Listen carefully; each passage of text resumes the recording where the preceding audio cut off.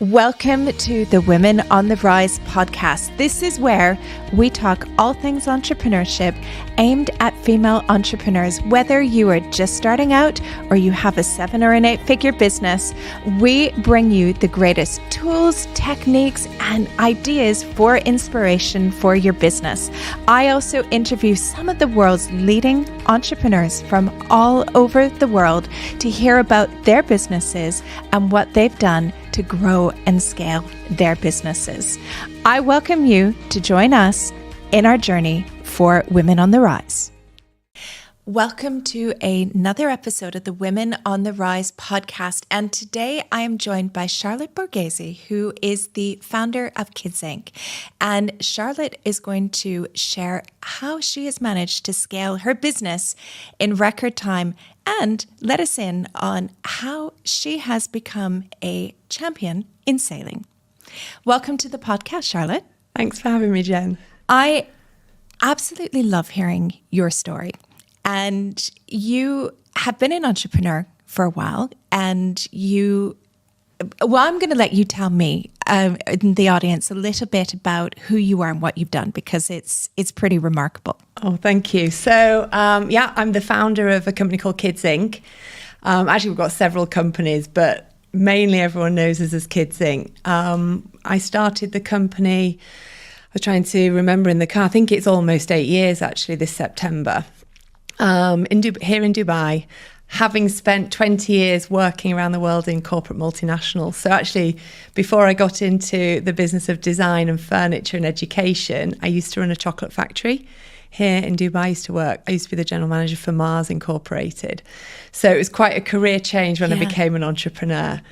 So 8 years ago, I had 3 small children in a nursery called Children's Oasis Nursery.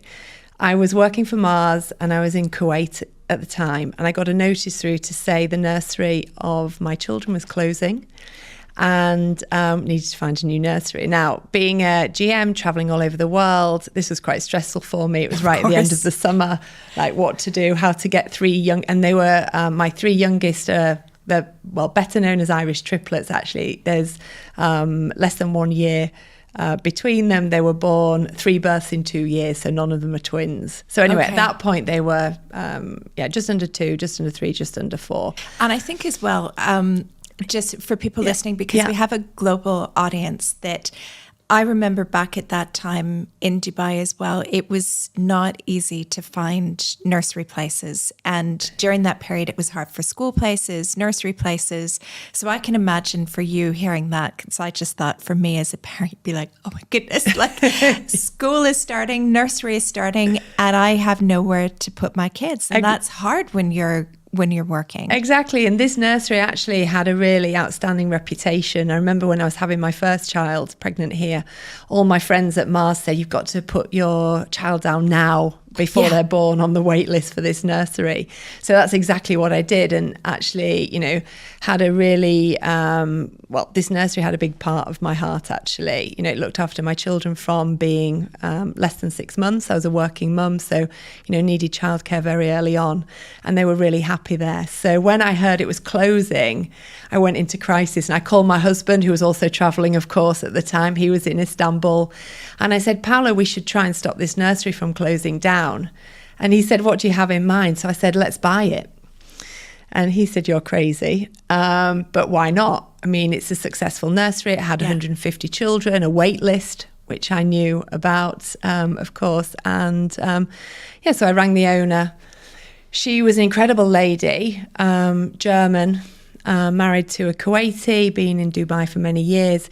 She opened the nursery as the first British nursery, and she didn't want to sell it to anyone. So she was retiring, going to live in the US with her daughter, who just had a baby.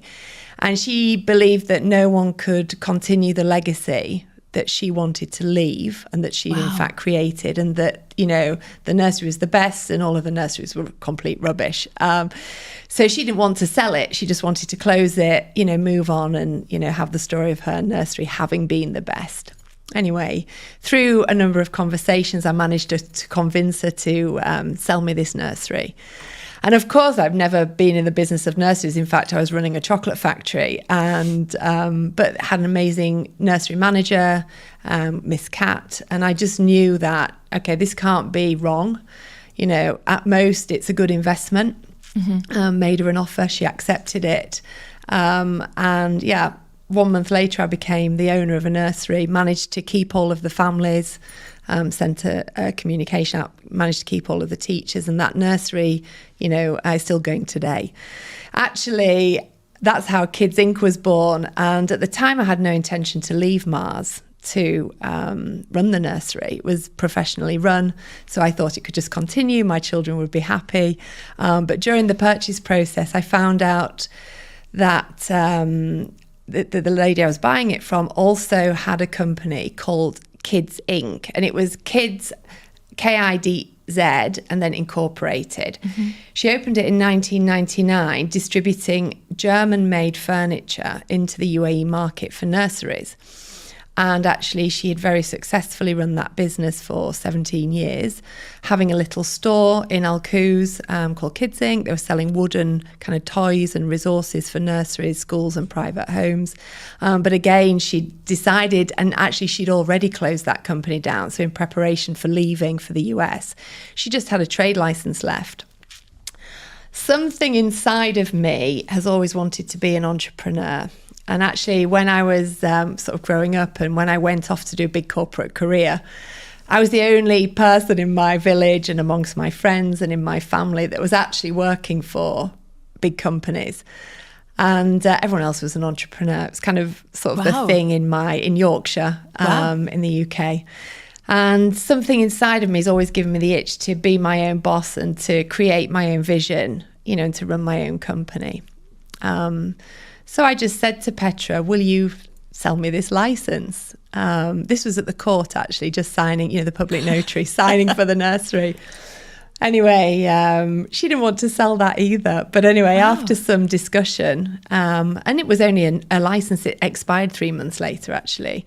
And there was just one accountant left in the company, kind of closing up all of the details. She agreed to sell me it. I went into the toilet, rang my husband, you know, what do you think? He said, okay, make an offer, you know, made a nominal offer to buy this license. And yeah, 4 hours later, that company was mine. So at that point, I resigned from Mars and sort of sat there scratching my head with a nursery and a trade license in school furniture and toy trading, wondering what I was going to do. And when you resigned at Mars, what did they what did people say? What did they think? Were they like, yeah, well, they were a bit like that, actually. So, you know, the thing is, I think when you get to 40 and usually resign a company to go and be an entrepreneur, you know, the most common thing is that you actually follow an industry that, or a sort of career area that you've had 20 years of experience in. Right. But of course, I was like leaving the industry I'd known for 20 years and going to run a nursery and start, or, you know, some kind of furniture business. So yeah, it was quite a news for everybody. Absolutely. My parents thought I was crazy. But I think, you know, parents are scared of us doing risky things. Yeah. That's what I found with my parents, because when I first became an entrepreneur, they were like, are you sure? Don't you want to just have a nice, stable job somewhere? Exactly. Well, you know, they were both entrepreneurs, mum and dad.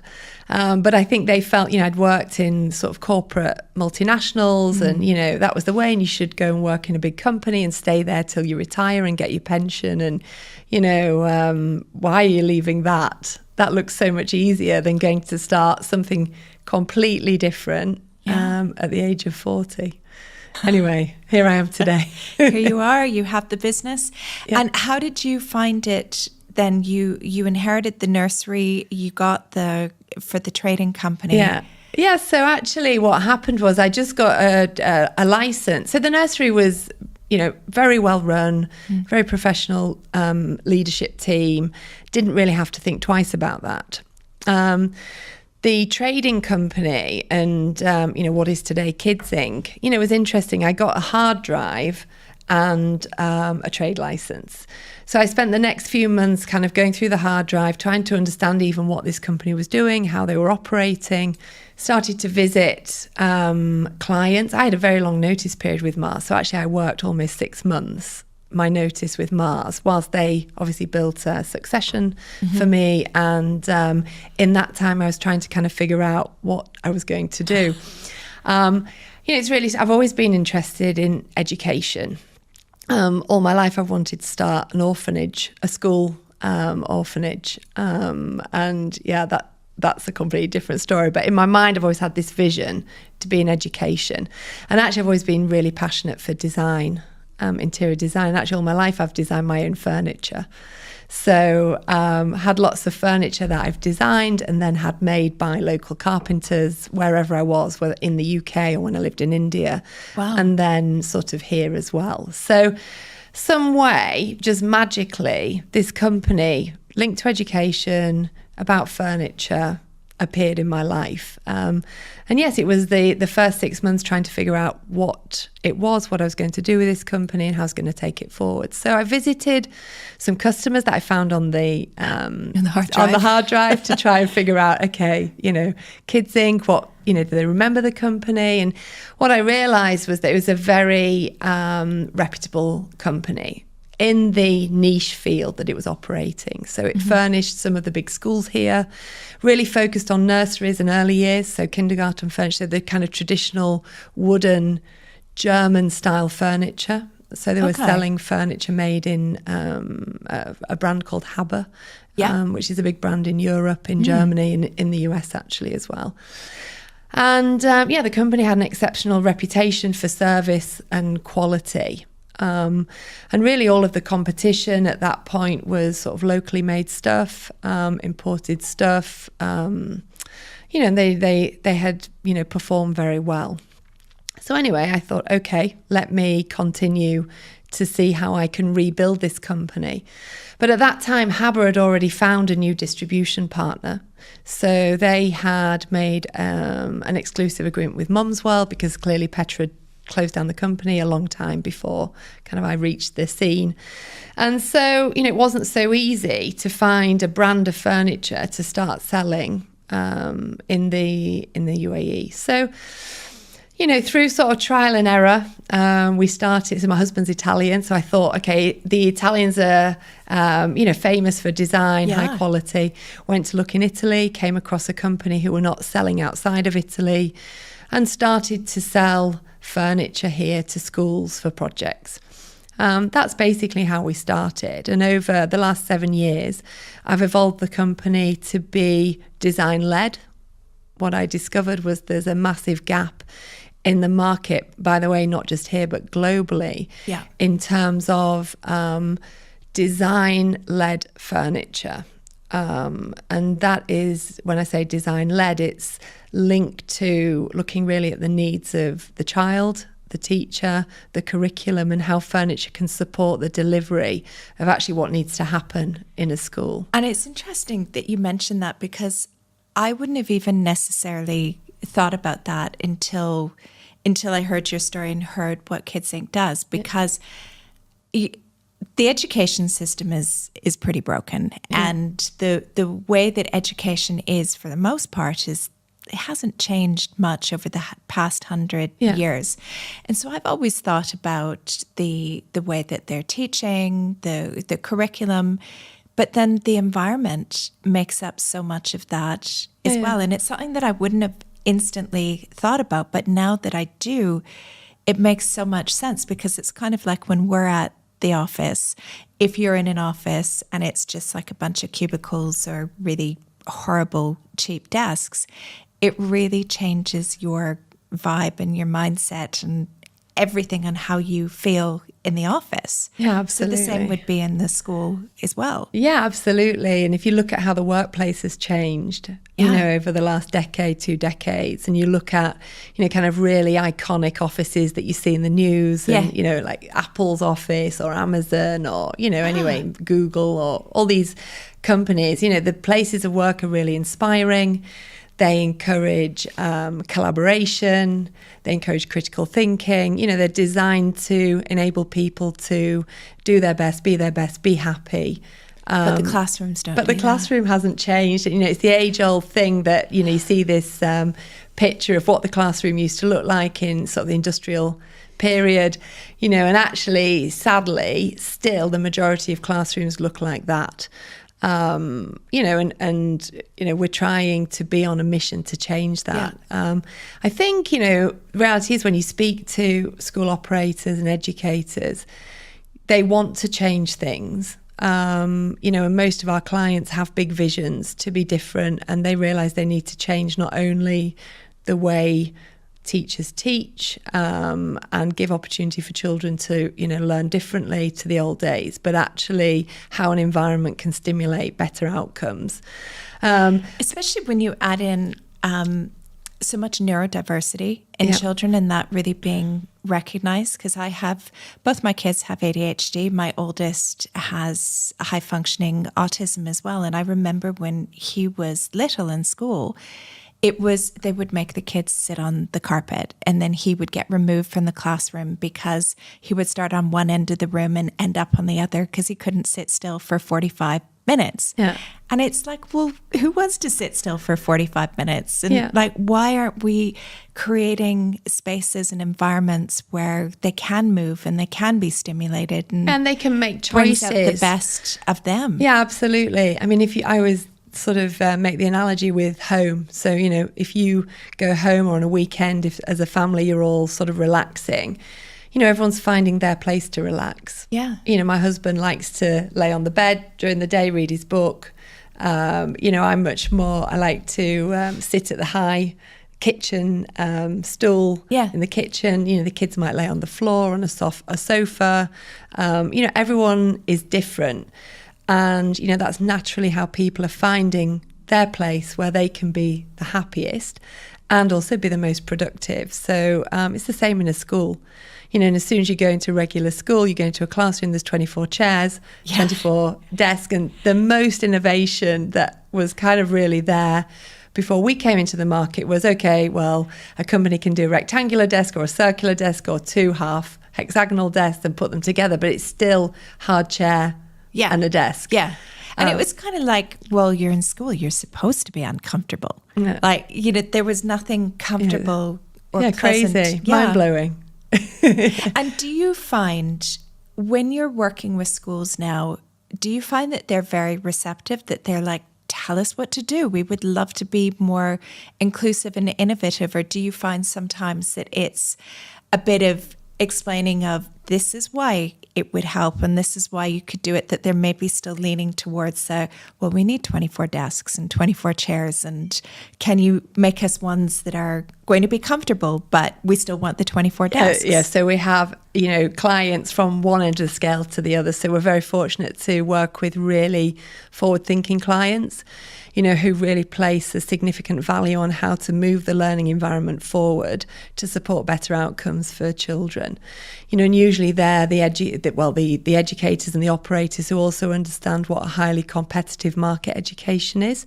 So they really need to differentiate and look at every area of the school, not only the teachers, the teaching, the curriculum, the leadership, the resources, but also the environment itself. So they're great clients to work with, and they are literally just letting us, bring our best to what we do.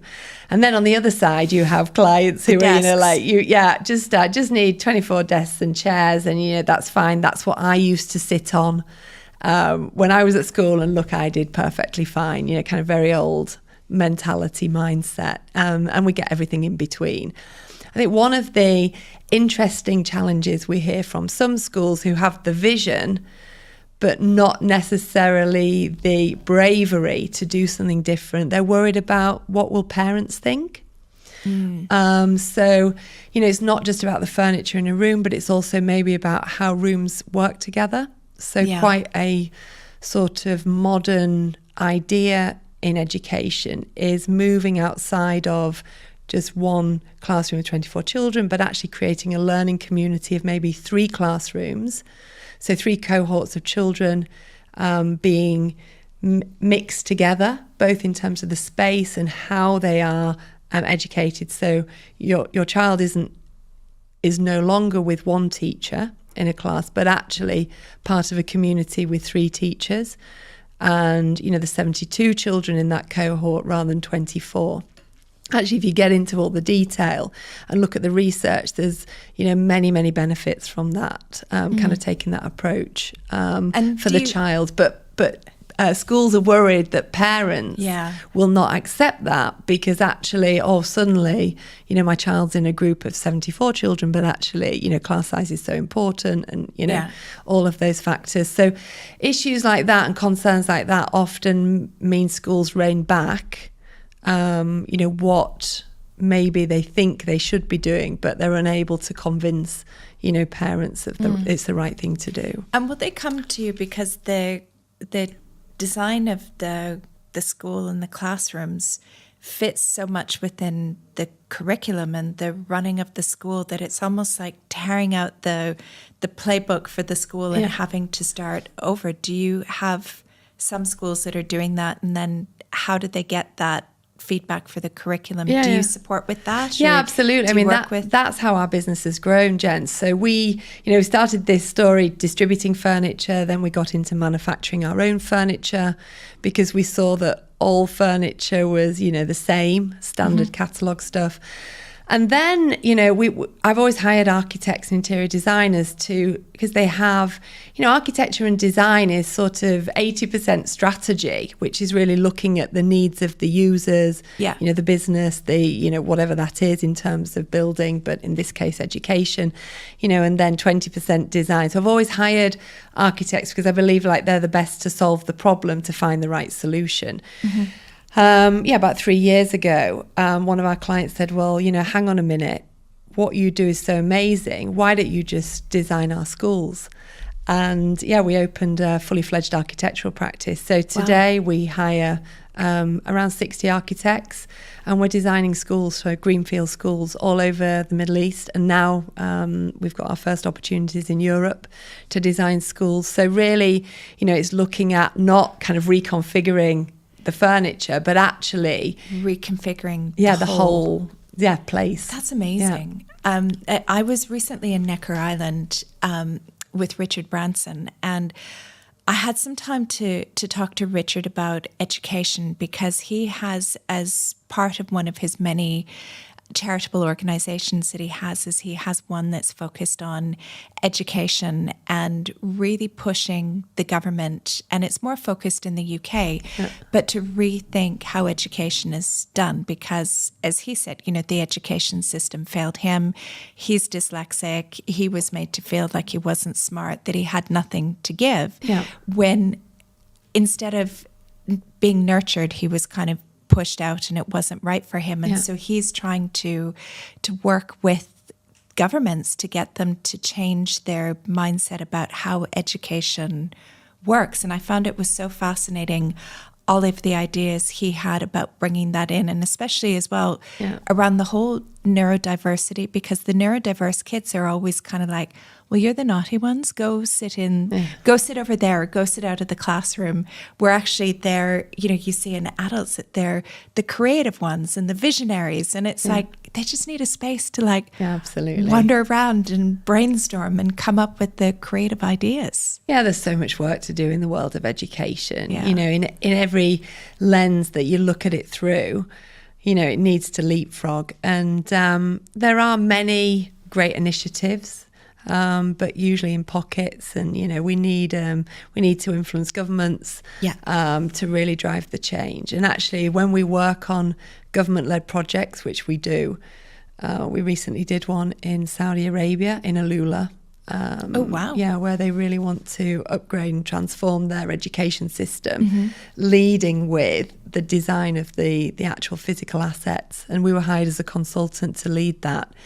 It's really inspiring to see what a change you can make to kind of local rural populations. So yes, we work on lots of fancy schools here in Dubai, which is great, but at the same time, to work on really meaningful projects where you can see, a very tangible change you can make with populations that are, even further behind even the industrial kind of revolution style education. And every kid needs access to good education. Yeah. That's amazing.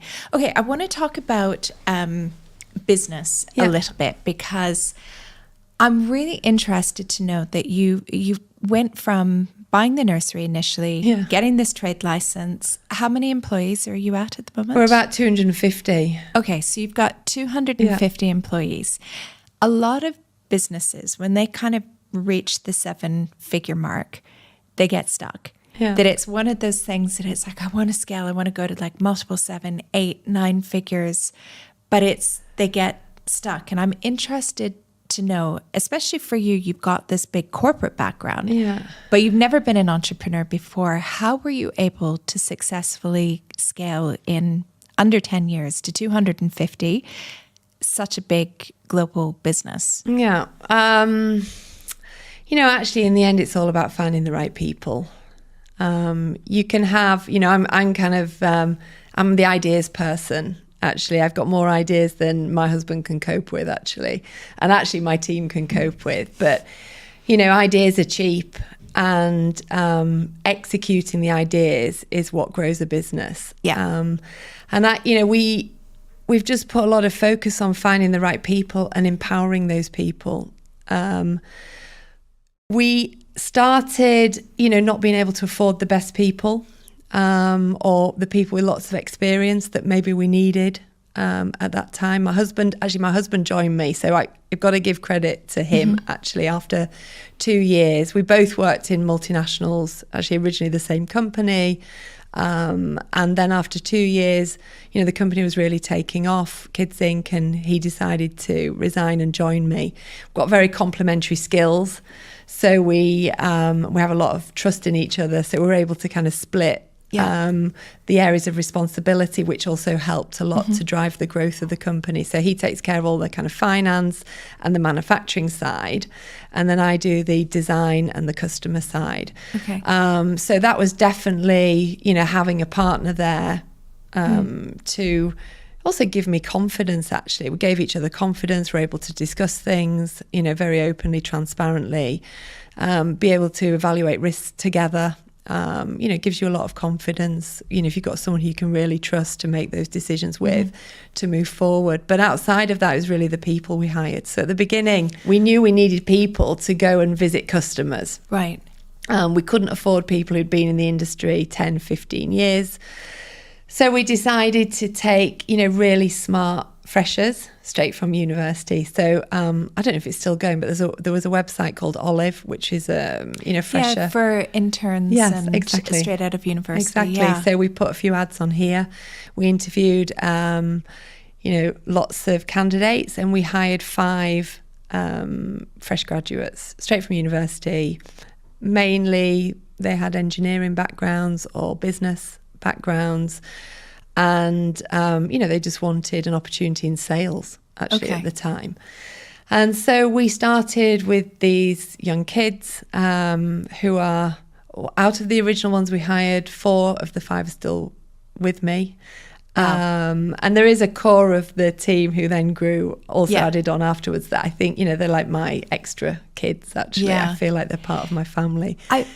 On that, though, as well, hiring kids straight out of university or even making use of them part-time over time that they have on school breaks is such a powerful thing. And I feel that not enough companies are giving work experience to the younger kids. Like, a lot of people complain and go, oh, they're so lazy. Oh, they don't want to work. They're always on social media. Oh no, we find it exactly the reverse. I found that as well, that I've hired a couple of young kids straight out of university, but amazing. All of our best people are freshers. So we started with this approach, so we hired the talent that we knew we couldn't afford today in the future. So basically we took them on, and from the beginning, we gave our people a share in the success of the company. Okay. So we always paid a bonus on the performance of the company. So we earmark a percentage of our revenue, we put back into a bonus pot, and we pay people. So at the beginning, we couldn't pay our freshers maybe if you went to a similar company, more established, maybe they were paying 20% more than we paid, but actually we gave them a lot more responsibility, freedom, and the opportunity to earn behind their personal success in the company. So that's how we started with the people, and we gave the right people with the potential, the freedom, and we gave them big tasks. So we gave them big problems to solve, to use their critical thinking, and their entrepreneurship, to solve the problems. And, at the time also in the business, most of the things we were doing are the first time I've ever done them too. So yes, I've worked in business, but very different business. Yeah. But, never worked in furniture design, furnishing schools. So we were all doing things for the first time. And, it was amazing experience. And, really kind of nurturing that talent. And one interesting thing about our company is that most people have been brought by a friend or a relative or a contact. We actually have 7 married couples in the company. Oh, really? Yeah. Oh. That's not by design, just by accident. Mm-hmm. In our industry also, you get lots of architects who are married to architects. And, we think, that's great, actually, to have, people who have the same passion for work. They come to work together. That being happy is a very important part of being successful in a business, I believe. And, so it's something we really nurture, the culture in the company, somewhere where people really want to be and work and bring their friends and family to work. And so, without the right people, it's impossible to scale anything. Yeah. And you have to trust the people. You can't micromanage, otherwise you get nowhere. And, don't get me wrong, it's not always so easy to give full empowerment to people, especially when it's your own business.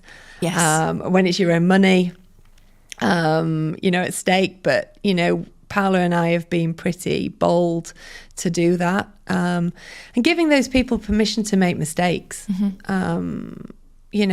Definitely you need to make mistakes. You need to be comfortable to make mistakes. What's important is taking the action to fix them and not making the same mistakes. Yeah. Again. And taking responsibility for it as well and being like, I messed up. Yeah. Rather than trying to hide it or blame somebody else for it as well. We all make mistakes within business. Yeah. And we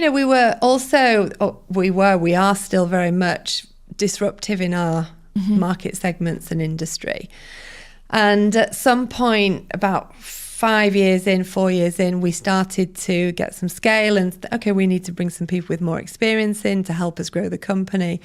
Actually we brought people with experience in the industry, and actually we fired them all, for want of a better, simple way to put it. But not because they were not good people, but actually they had a set way of thinking. And you need the disruptive thinking. Absolutely. So we needed people who would challenge the norms and the status quo and not think that the way things were done was the right way. So actually, still today, one of our values in the company is actually youthful. We really value youth and what it can bring actually to the organisation. And we have a lot of internship programs with schools. So we obviously working in the education industry, somewhat easy to get into the right schools and access great students. But we've run programs with GEMS, with Nord Anglia, with Talim, where we welcome their students in during the summer or holidays. We did an amazing initiative with Nord Anglia last year where one of their top students in design innovation came to work with us to actually design their new sixth form centre. So they came into our office every Friday, worked with my design team, got the design signed off by the senior management Nord Anglia school, and then the school ordered it through us and we implemented it. We also work with Birmingham University in the UK and here. We've got 3 master's students with us at the moment on an internship. And they just bring completely different perspective, especially around technology. Well, the younger kids are just so innovative in the way that they think. I love talking to to teenagers and in early 20s, just kind of hearing what they're thinking, what they're doing, technology, what's cool, what's not cool, because it really helps shift your thinking. Yeah, absolutely. I think they're far cooler as a generation than my generation or our generation ever was, right? Yeah, absolutely. They're just so courageous and innovative in the way that they're thinking. Yeah. Yeah, and they might say things we don't think we agree with, or ideas that we don't think are right, but actually, you know, that's the point. They should be challenging. Right. You know, the idea of the younger generations is to move the world forward. Yeah. And if we're all thinking the same as we were 20 years ago, then something's very wrong. Yeah. Yeah, no, we need a lot of that. Yeah. Now, when it came to scaling as well, did you take any investment or any funding, or it's all been... No, we're completely self-funded. We've never had a bank loan. That's great. So we've grown within the, and that's kind of our risk management, actually. That's our risk management strategy. So we said, we don't want to borrow money, or we don't want external investors for two reasons. One, that becomes a weight on your shoulders, which we believe kind of inhibits a little bit innovation and risk taking. What we know is all the decisions we make, we can easily wind back on. And you can't do that as soon as then you just add somebody else into the decision making. Yeah, mix. And then if you can borrow money from the bank, they're not involved, but it's it becomes this way, or you can get an investor in, and then you have to have them involved in decision making, slows decision making. We change our mind a lot, and that's because you're a disruptor. That's how disruptors roll. And I think we just couldn't face having to we understand each other. We worked, we've lived together, worked together a lot. So Paolo and I can we're on the same wavelength. Yeah, and we can almost know what the other's thinking when we're sort of in a situation where we think, oh well, was that the right decision? But no, let's dial back. And so we are. We didn't want to have anyone else to answer to or to slow down the company's growth. So we've been very careful about that. So we've grown at a rate we know is manageable for us. But we invest back into the business. So that's what we've done. We really have a vision to make our company the best in the world. And we don't think about short-term results and profit. We think about our long-term goal and how we are investing into achieving that, either through people or expansion of our factory. When we started our factory, we were renting warehouses. We just made the decision to buy some land and build our own purpose-built factory, which is under construction now, and doing it in a way that we know we can afford it. Yeah. You spoke a lot about people, and I'd be interested to get your thoughts on this. So going back to one of my many wise conversations with Richard Branson, one of the things that he said that I just thought about a lot is he was asked, like, how is it that everybody loves you? Like, everybody in your company loves you, and how do you manage these thousands of people? And he said, it's very easy. He said, I never, ever criticize anybody. I don't criticize them. I don't give negative feedback. I'm not involved in that process. And he said, I have leaders and managers who do that, but I don't criticize. And I thought, and it was something that a lot of us were thinking about, like, interesting. He said, but what about, like, you started in the very early days. You must have, it was just you and your partner in the beginning, and how did you do that? And he said, well, when we had staff, there were other people that managed that. I did the vision, I did the forward thinking, I was always good with everybody, and I never said anything negative. And I was like, wow, really interesting way of leading and managing team.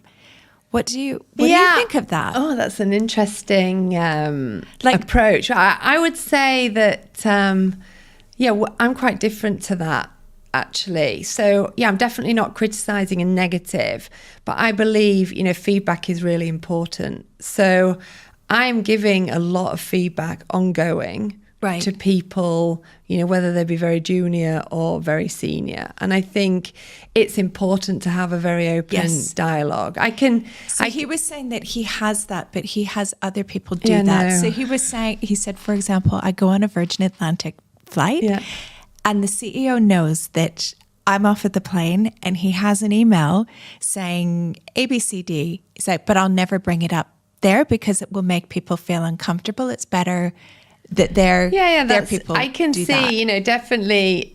I think the last thing you want to do is make your people uncomfortable. Yeah. And obviously you can make them comfortable in different ways. Richard's way is one way. When I started the company and when Paolo joined me, we've always wanted to have a very open dialogue with our people. Mm-hmm. And actually, you can't believe it, but until about a year and a half ago, everyone in the company reported to Paolo and I.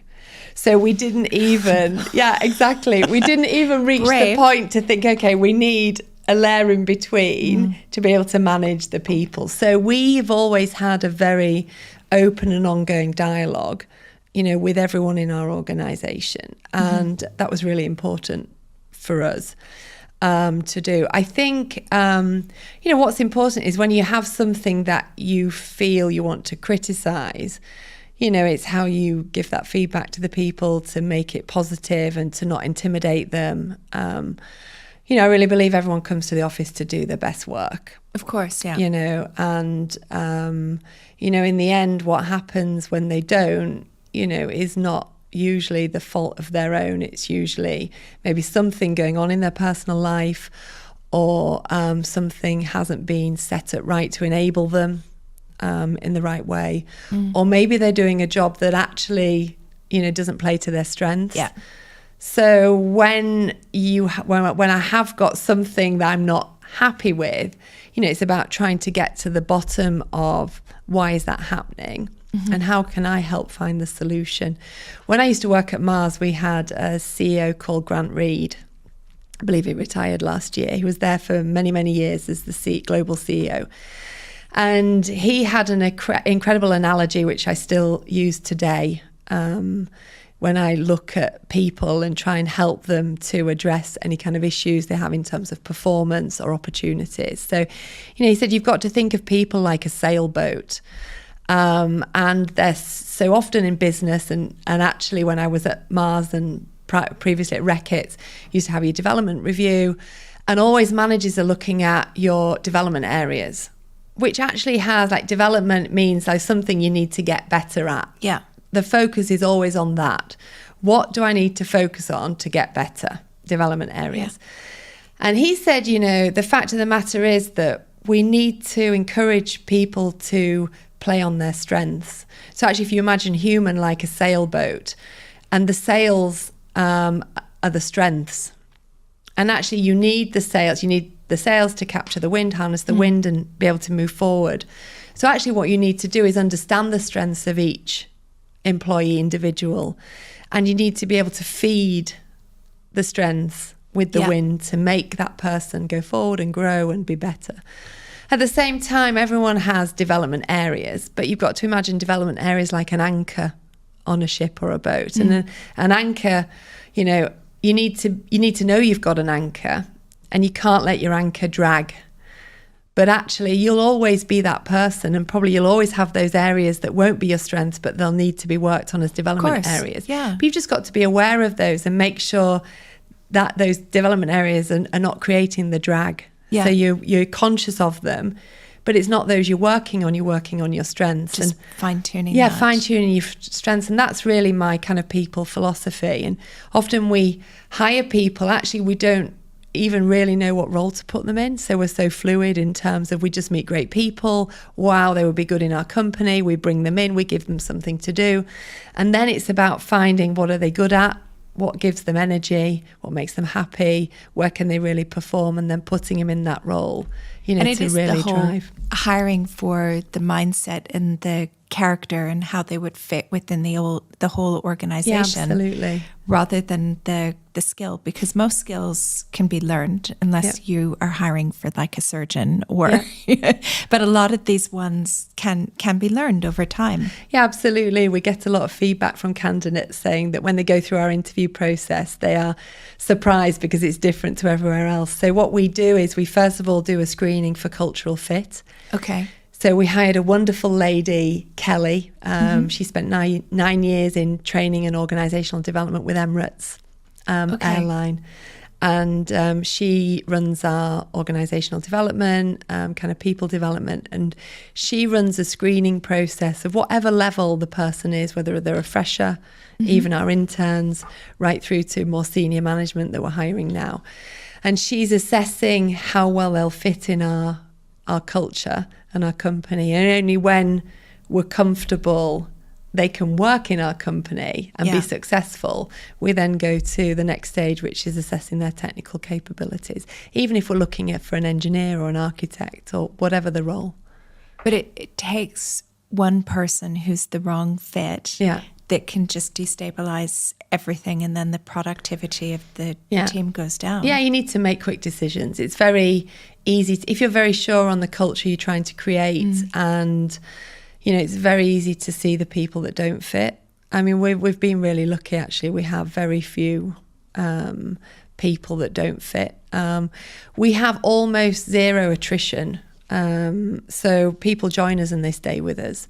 And then we have a few people who leave.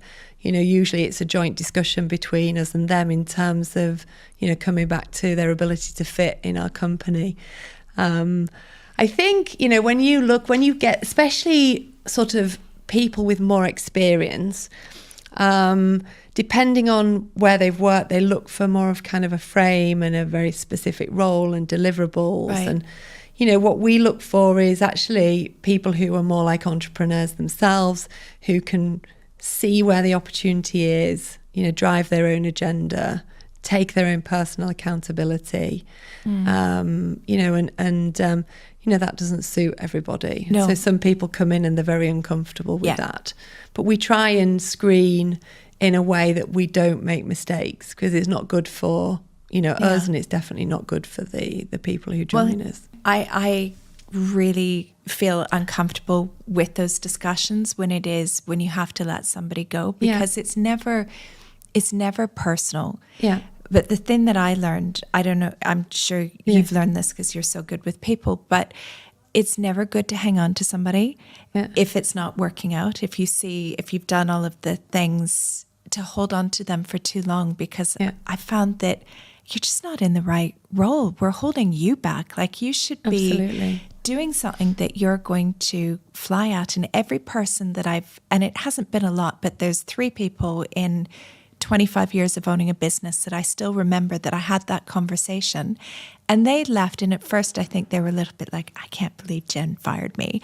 But then they went off and did something completely different, and they were super happy and super successful, and still stay in touch with me and message me, and we're like, remember how bad I was at my job? Yeah, I mean, that's how it is, It's never an easy conversation. But also I find that during the conversation, 9 out of 10 times, actually, it's a sigh of relief for the individual as well. Yeah. So it's never one-sided. It's always better to face the discussion sooner rather than later. Yeah. Yeah. And sometimes that can turn it around completely. So that's why I really believe in transparency and fast feedback. Of course. Because sometimes people just have a blind spot. They just can't see what you can see. And then you need to tell them that, wow, you're right. Okay, thanks for telling me. And if they have that mindset that they want to work on it and try and actually do it, then that's great. That can be a transformation. But sometimes it's like, it's not really my thing. Yeah. Thought I'd try it, not really where I want to be. Yeah. When you screen people, is it a long process? Is it an assessment? Is it an interview? No, it's an interview, but it can be very fast, or it can, there's, set kind of, sometimes you just know when the person walks in the office, You know, the way they walk in, say hello, you know, how curious they are looking around, how they, you know, they meet strangers immediately, and, you know, there can be a rapport. And my team are amazing. So whenever anyone comes in the office, you know, everyone working for us, so, you know, welcoming, positive, you know, so the right people usually find that kind of vibe and connection. You can see it in their eyes. That's cool. That and I think that's something for entrepreneurs who are building that team to maybe think about how they are assessing people, because so often we were having a conversation with a number of entrepreneurs yesterday that a lot of times there's not that strategic thinking about who I need, what the skill sets are, what the culture is. And it's almost like a last minute hire, like I need this person, I need to fill this role. And then oftentimes that person doesn't work out because they're not the right fit for what you need, and it's very last minute that you're trying to find anyone. We've been in those situations where, and you know, all my career, where you suddenly need someone, you know, you try and find that person and it's really hard, and you need them to start tomorrow, and you start to make compromises. We try and proactively hire people. You know, this means we're interviewing people all the time. You know, we're pretty active on that, searching out people without really a specific need for somebody, but in the spirit that we know we're growing. Yeah. We know, you know, great people are difficult to find. You know, so I tell my little HR team they should be interviewing people every week, you know, relevant of whether we've got a job or not. Okay. You know, and then maybe sometimes you meet someone and there isn't a role immediately or exact place where even they can come in, but, you know, you start to build you know, network of connections. And then when we do find people, even if we don't have a role, if they're amazing, we just take them and we figure out how we fit them in the company. You know, pretty much always works out. Yeah. Because great people have the way to kind of fit in and you know, just pick things up and do it. Yeah. Fantastic. Yeah. Now, it seems that you built this massive company, 250 people. How do you find time for you? Because it seems like all of these different things going on, and you do have quite a nice work-life balance. Yeah. And I think everyone wants to maybe know the secret on how to do that. Yeah, I mean, I can't say it's sort of planned out, but actually I would say I have a pretty good work-life balance, and I always have. You know, so even when I was at Mars and following my career and, you know, running a really big business then, in, you know, in terms of number of people and revenues, you know, you know, I've always made time for my family and friends and sport and holidays. And, you know, when I kind of reflect back, when I'm asked that question a lot and reflect on it, you know, I guess the secret is trying to make them all overlap as much as possible. So I'm privileged in the fact that you know, I work with my husband. Yeah. And actually now our 3 eldest children work for us. And my daughter got married last year. She's 24. Her husband now works with us. You know, so, and actually I've got a number of my friends that work for me. So, you know, the ability to have the people you love around you every day at work also, you know, is creating a lot of balance for me. So I know it's a real privilege to be able to work with your family and friends. So, you know, I don't sort of see work and life as separate things. You know, that's kind of what, you know, I don't know if that makes sense, but that's like, you know, when you say balance, it applies one thing's on one side of the weight, one thing's on the, you know, one thing's on the other. But I just, you know, I love what I do. So I think, you know, if you're happy in what you do, you know, my biggest advice to anyone, whether you're an entrepreneur or whether you work in a company as an employee, you know, you've just got to love what you do. And we tell our team this at work all the time. If you don't love what you do, you know, come and tell us and see if we can try and change that, or, you know, go and look for something else, because actually life is too short. Life's too short, and actually you just need to be happy. So, you know, I get my happiness from the work I do. You know, it's super creative with the people I work with. You know, culturally, we're all very aligned. So, you know, I just like to be with the people. I have my family in the office. You know, all of my best friends are really sporty. So my best friend here, Pippa, we sail together. We were in Italy last week. Actually, my husband Pippa and I sailing in a race. Yeah. In the morning, I'm working. Olympic medalist Pippa. Yeah, this is Olympic medalist Pippa. So yeah. In fact, she'll probably be in my office waiting for me when I get back to fabulous. talk about some sailing stuff. So yeah. Let's hear about sailing. So it's so funny because we're both sailors. Yeah. I've kind of not been doing as much sailing lately, but my kids are big sailors, especially little Eva, who I always talk about on the podcast. But tell everybody a bit about what you do with sailing, because you're not just kind of a sailor like me, you're a big time sailor. Well, I seem to have become more big time recently because I put more time into it. I learned to sail when I was a child. So actually my grandfather, we lived in Yorkshire, and he used to have a small enterprise boat out of Hornsea Mere. And so that was kind of my first experience. And then growing up as a teenager, I used to travel with friends to the Lake District and sail on Bassenthwaite Lake, GP 14 and a flying 15. Sort of two-man. Flying 15 was with a small keel, and the GP 14 was a dinghy. And then, sort of got put on hold a little bit, my sailing. So, following a career and living in places that weren't easy to sail, I went on some sailing holidays, but not really Okay. racing. Then we moved to Dubai, and you found Dubai Offshore Sailing Club, which exactly. is like everyone's second home if you're a member. Yeah. Well, it took us a long time to get membership into that club. And when did you join? Well, we joined finally in 2020. So I used to be membership secretary for a number of years, so I'm like, I hope it wasn't me. No. So actually, we had. So it's really mean. Yeah. Well, we had two lasers. So when we moved to Dubai, I bought two lasers. Tried to get membership at DOSC, and they said, no, it's impossible. You need to do all these points and volunteering and whatever. So I said, okay, we'll keep them in the garage. We'll just pull them to the beach and sail, around so we lived down the road from DOSC, and we used to just hand pull them before all the track was there, and the beach had been developed. Wilder, yeah. So I taught my husband to sail the laser, and we used to just go out together on a weekend, just sail around to the World Islands or whatever, and then come back. And then we did that for the first 6 years we were in Dubai. And then during Corona, we were locked in our house. We can see the sea, the beach and the sea from our apartment. And, there was these boats going around. So, Paolo, we've got to get a boat. We have to get the points. Membership. Yeah, exactly.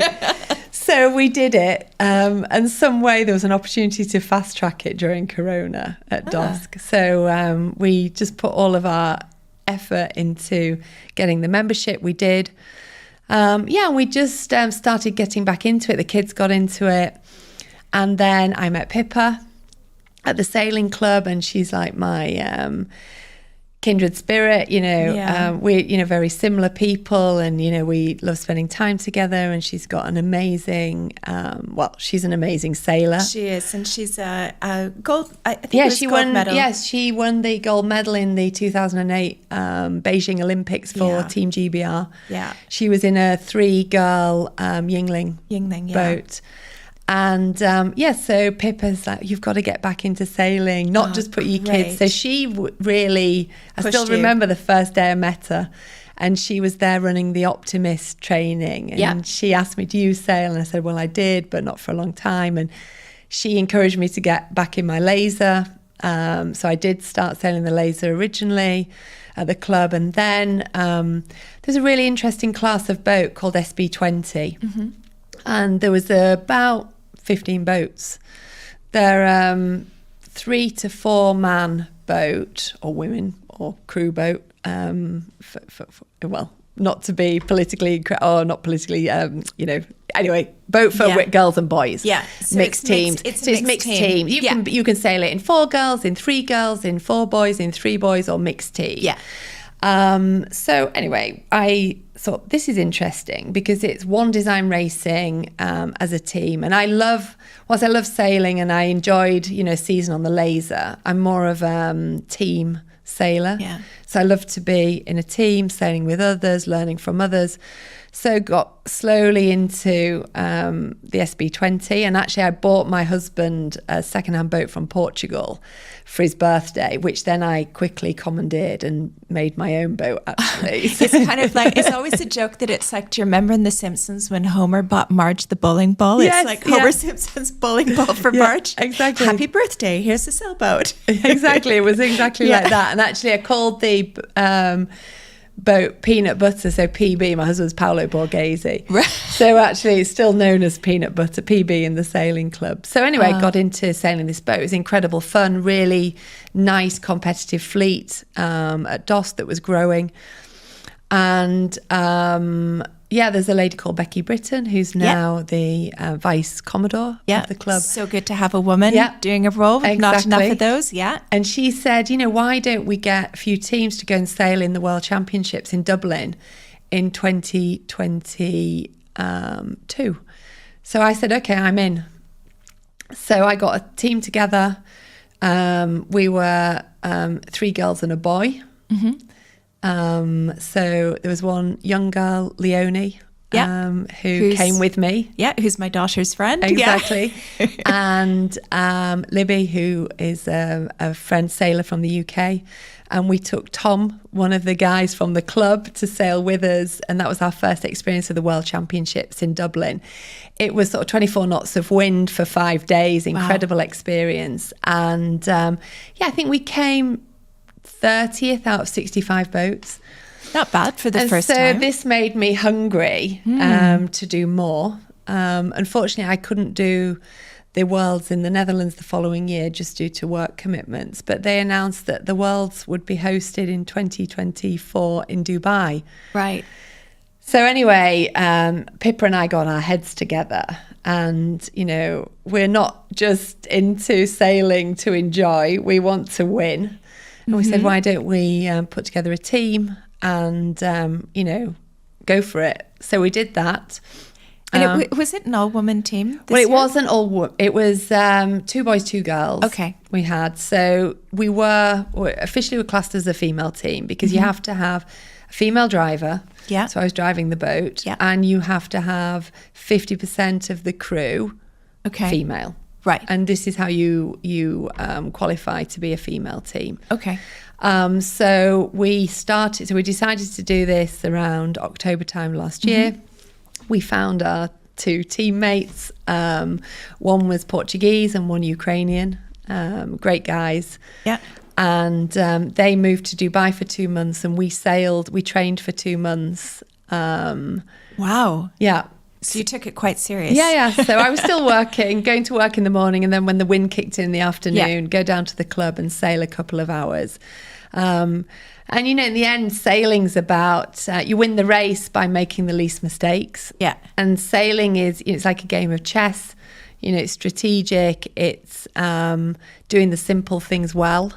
And we just practiced doing those simple things well and really being together as a team. So it's about teamwork, very much like running a company and achieving a project at work. And we had an amazing coach, Rodian, who came to coach us for, some of the period over the 2 months. And we gave it our all, and we won that. We won the World Championship. So in February we became SB20 World Champs. So we were the first female team. So I was the first female helm to ever have won that title. Wow. Actually. Can we get you a Guinness World Record for that as well? How cool is that? So we decided to continue sailing. Yeah. So Pippa had the idea. She's got, the bug inside her to get back into competitive sailing. So she found a cup in Italy. It's a slightly different boat, RS21. So it's a 21-foot sort of keel boat, but more dinghy-esque. They race 5 races, one every month in Italy in a different location. Very competitive fleet of around 35 boats, really top sailors from around the world, and definitely all the top sailors in Italy. Wow. 95% of them men.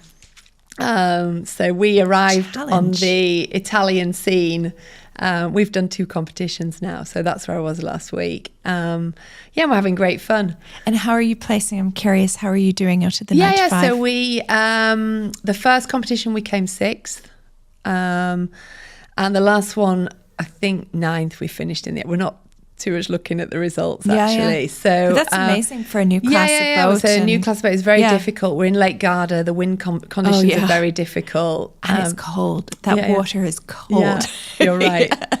Many an optimist championship that I've gone to in Lake Garda with my son when he was on that circuit. And they have so many optimists starting there. I think this year they had 1,400 boats on the start line. Yeah. You can't even imagine it. Yeah. No, Lake Garda is a great place, but it's good if you're a parent and you have a kid who's in sailing, that it's quite good.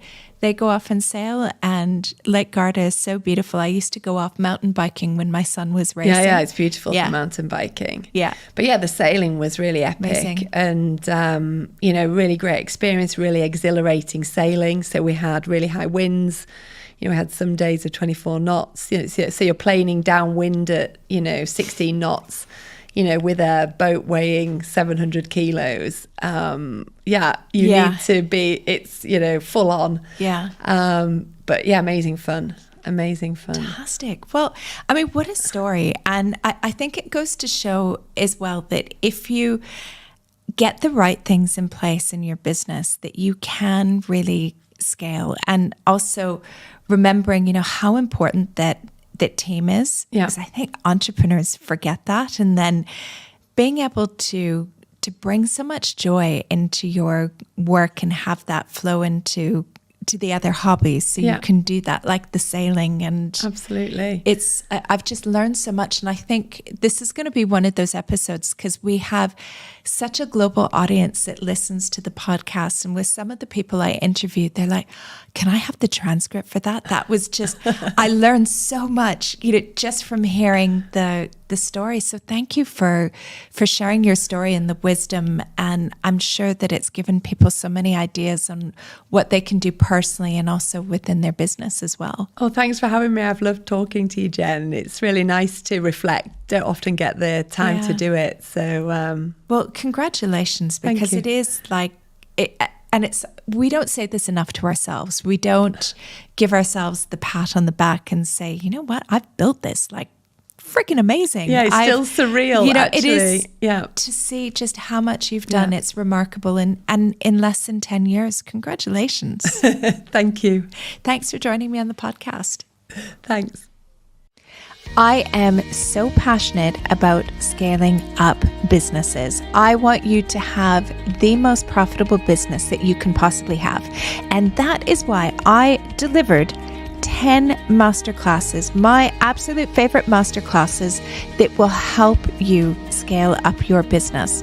I live delivered them, but the greatest thing is I've also packaged it together that you can access it today and get access to these 10 masterclasses that will take you through everything from financial management to creating your strategy to using events to new business development and creating your elevator pitch. Not only that, things like building your email list and creating lead magnets and freebies. All the things that you need to scale up your business. You can access it today for the special price of $97. If you go to femalefusionnetwork.com/scale up, you can see everything that's included and get immediate access today.